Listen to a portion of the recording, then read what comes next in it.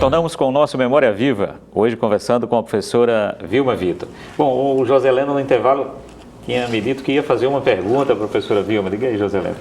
E em primeiro lugar também, desculpe-me, obrigado mais uma vez por estar aqui conosco. Bem, bom dia a todos, é uma satisfação imensa estar aqui com Vilma, com Edmilson e Humberto.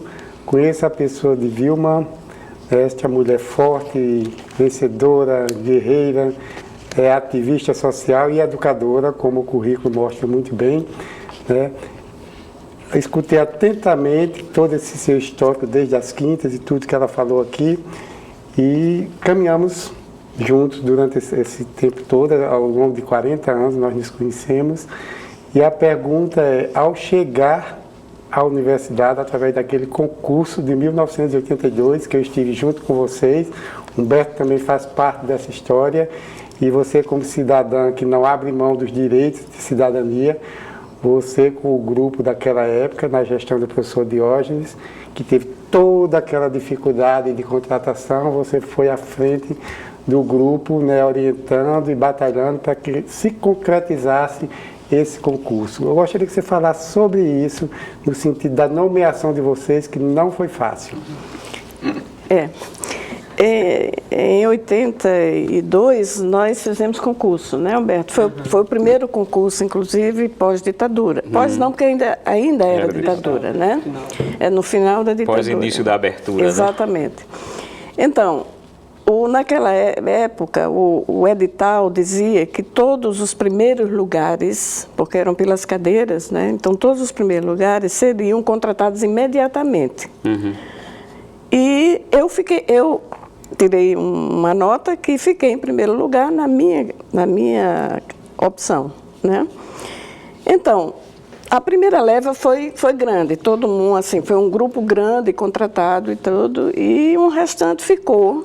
Então, aí já houve uma quebra, né? Já houve uma quebra, o restante ficou para lá. E o tempo foi passando, realmente eram 2 anos de validade, se cumpria isso, né?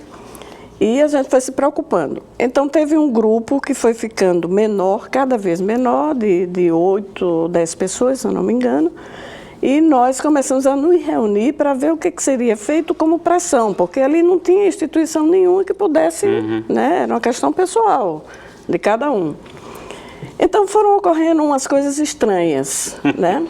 Porque a gente fez concurso, nós fizemos concurso para lugares definidos. Nova Cruz, Santa Cruz, Caicó, Currais Novos e Macau. Eram 5 campi. Então, cada pessoa fez concurso para este ambiente físico. Não podia haver troca. E aí começou a haver troca. Né? Chamavam fulano de Macau para não sei para onde, fulano de Santa Cruz para não sei. Então, começou a haver um negócio aí meio complicado. E esses 10 aí sem serem chamados. Até que aconteceu um fato, né? Uma das pessoas que não tinha sido aprovada no concurso foi contratada para o campo de Santa Cruz.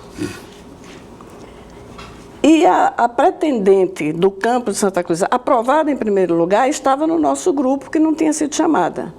Aparentemente por um motivo banal. Eu não quero nem citar para não comprometer a pessoa, né? Mas aí, porque já tinha um contrato com outra instituição, achavam que vivia bem de vida e tal, então não iam contratar. Eu acho isso uma coisa absurda, né? Cada um tinha um motivo. O meu motivo eu só vim descobrir depois. O meu motivo é porque eu era ativista e comunista. Né? Por essa história aqui que vocês estão ouvindo, ativista eu sempre fui. Claro. Né? Inclusive para defender a minha sobrevivência. Essa eu sempre fui. Né? Mas comunista eu nunca tive filiação partidária. Né? Nunca tive carteirinha, nunca me filiei. Aliás, eu até participei das 3 ou 4 primeiras reuniões de formação do PT na Sumov, ali né? na Bernardo Vieira. E depois eu achei que política partidária ali naquele momento não era o meu. Continuei fazendo ativismo associativo. Então o que acontece? A pretendente da vaga foi reclamar para o coordenador deste problema que ela tomou conhecimento. Alguém assumiu a vaga dela. O coordenador foi, então, ofereceu a minha vaga em Nova Cruz para ela. Só que nós estávamos no mesmo grupo defendendo a entrada de todo mundo. E ela, como uma pessoa extremamente correta, saiu da conversa com ele, me ligou e disse: Vilma, está acontecendo isso, isso, isso e isso. Vamos conversar com ele nós duas, porque eu disse para ele que só assumiria a sua vaga se você renunciasse o concurso. Ora, quem vai renunciar ao concurso? Né? Então, nós ligamos para ele, ela ligou, marcou e fomos nós duas conversar com o coordenador. Cinicamente, né, ele botou um papel em branco na minha frente para que eu assinasse o papel em branco. Eu já sabia para que era o papel em branco porque ela tinha me dado a dica. E eu não iria assinar um papel em branco, claro, obviamente. Né? Ninguém bom. E aí criou um impasse ali, porque ela disse que não assumiria, porque a vaga era minha. A honestidade dessa pessoa é ímpar. E eu conto esse fato com muito orgulho, porque ele deve ser falado, ele deve ser contado. Claro. Né? E ele não tinha o que fazer ali naquela hora. Então disse: não, eu vou pensar e tal, vou conversar com o reitor e tal, depois eu marco com vocês outra hora para dar uma definição. E dias depois, ele nos chamou as duas e disse: chegamos a um consenso, vamos contratar vocês duas para o campus de Nova Cruz. Então, a conclusão que eu chego disso é que não valeu nem o meu concurso. Valeu a honestidade da minha amiga. Porque senão eu não teria entrado na universidade se ela tivesse assumido a minha vaga. E uma pessoa reprovada estava na universidade. Esse fato ele tem que ser dito, ele tem que ser contado. Sem dúvida. Certo? Faz parte da nossa história. E foi assim que eu entrei na Universidade Federal do Rio Grande do Norte, quase no fim do prazo expirar legal para perder um concurso de provas e títulos que eu fiz com muito esforço. E aí a menina do Alecrim, que nasceu nas Quintas... virou professora universitária. E aí? E aí foi uma trajetória e um passaporte para a vida, né? Porque eu fiquei concomitantemente mais alguns anos, só com 20 horas aqui, 40 horas na Prefeitura do Natal, até porque o salário lá na época era maior do que o daqui. Olha só. Né? Essa é outra história também interessante da época, né? A Prefeitura de Natal pagava mais do que a Universidade Federal. Aliás, tudo pagava mais do que a Universidade Federal. Então, eu fiquei 20 horas aqui, 40 horas lá, e ao pouco eu fui migrando. Quando as coisas foram se invertendo, então eu depois pedi 40 horas e depois pedi dedicação exclusiva e me desliguei completamente da Secretaria de Educação. Tem um detalhe também da nossa entrada, né? Que no primeiro ano a nossa carteira não era assinada. Quer dizer, era um contrato, né? Então, quem tinha a sua situação no estado ou no município não poderia sair porque não tinha carteira assinada ainda. Exatamente. Não podia assinar porque é um período aí de eleição, as primeiras e tal. E a nossa carteira foi assinada, acho que no último dia do prazo, no último dia da gestão do reitor, do professor Diógenes, né? Diógenes. Foi quando foi assinada a nossa carteira de trabalho. Depois de um ano de trabalhar sem a carteira. Né? Que era uma prestação de serviço que eles faziam na universidade e mensalmente tinha que se fazer esse processo para pagar a prestação de serviço. Entendi agora. Era um processo pago mensalmente. Era não tinha vínculo. Insegurança completa. Né? Mas eu já vinha dessa insegurança porque então, o Citerne era assim também.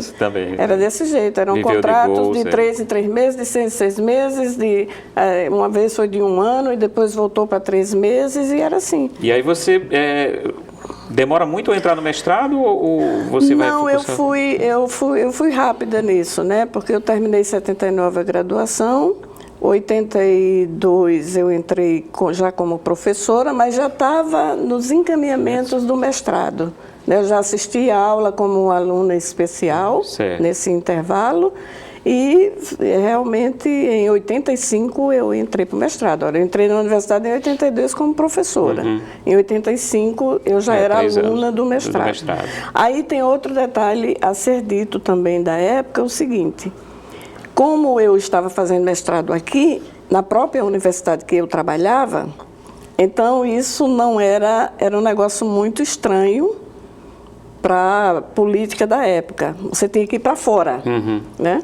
Então as universidades, se você trabalhasse a mais de 100 quilômetros da universidade que você estava fazendo curso, você tinha direito a ser liberada. No seu caso, não? Era 112. Natal, Nova Cruz é 112.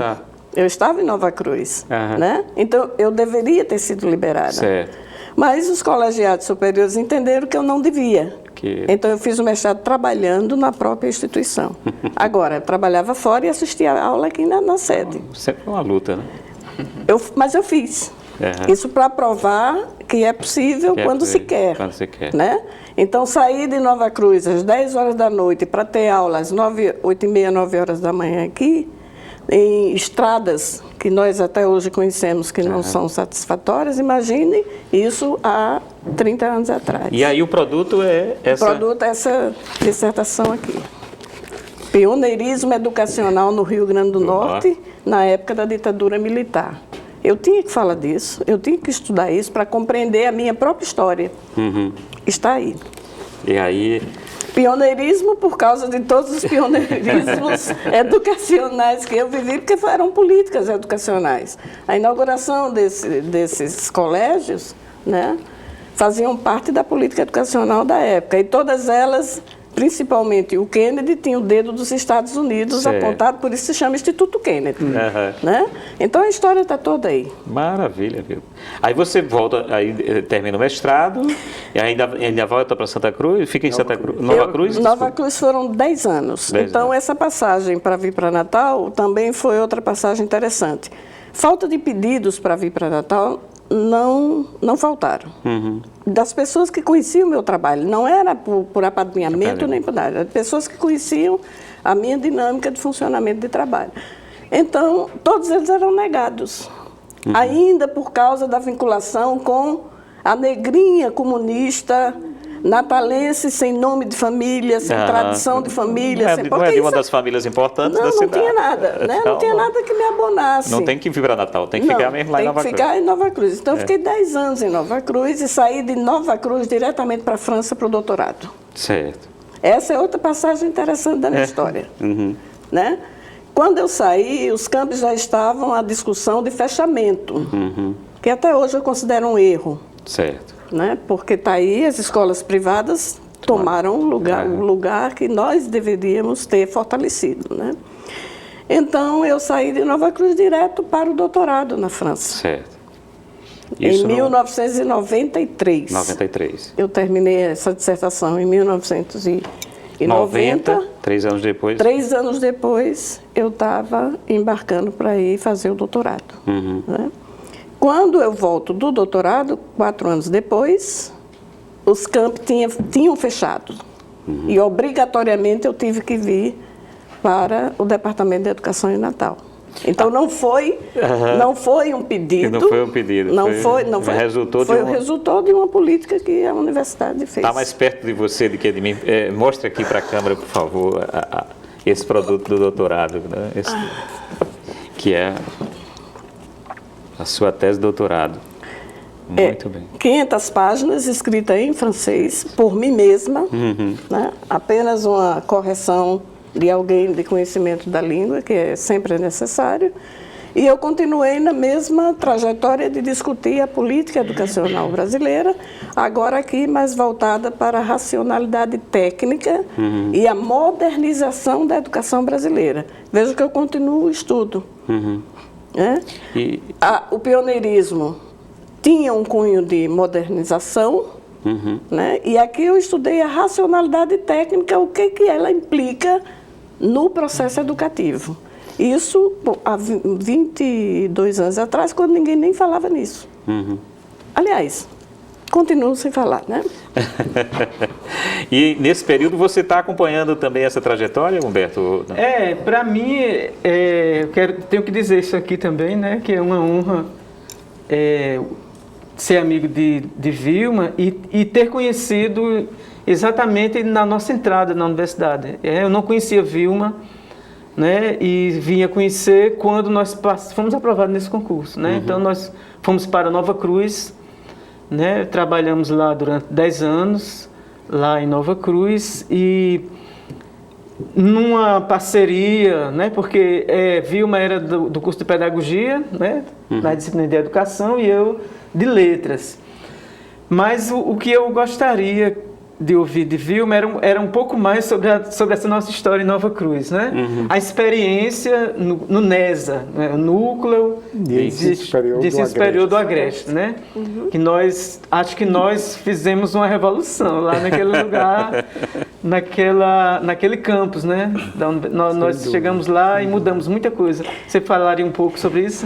Hoje, quando eu encontro com alguns alunos do campus de Nova Cruz, eu sinto uma alegria imensa de ver que tem alunos sendo professores no estado de São Paulo, em Minas Gerais, em Recife, na Paraíba, estão espalhados aí pelo Brasil inteiro. Alguns aqui na Universidade Federal. Na UERN, muitos. Na UERN tem muitos. Né? Ex-alunos de vocês? Ex-alunos do campi de Nova Cruz. No campus de Nova Quer dizer, início dos anos 80... que Natal era um ovo e Nova Cruz, imagina, não era nada. Né? E que tinha um campus voltado para a zootecnia, né?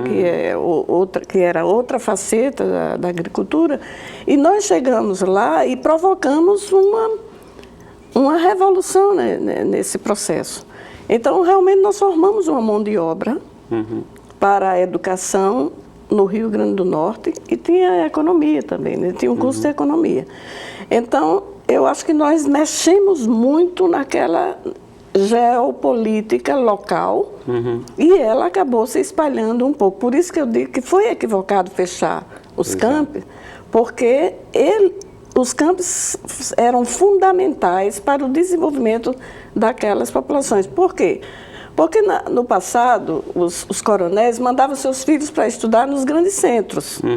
Mas nós já pegamos os anos 80, onde as pessoas já tinham seu emprego, já tinham a sua iniciativa local, e que não podia deixar aquilo ali para vir para a cidade. Então, a educação é que tem que ir, e não eles virem atrás. Né? Quando esse movimento estava acontecendo, a universidade vai e quebra. Então, o resultado está aí. Foi uma experiência exitosa. E era a região agreste, né? Quer dizer, Nova Cruz como polo, mas várias cidades, Pedro Velho, Montanha, Santo Antônio, e algumas cidades da Paraíba também, porque Nova Cruz nós tínhamos alunos da Paraíba, por isso que eu falei alguns professores na Paraíba. Sim. Eu vou ter que fazer o intervalo agora. O tempo da televisão é cruel quando a gente está numa conversa boa. Nós vamos fazer um pequeno intervalo e já voltamos com Memória Viva, hoje conversando com a professora Vilma Vitor.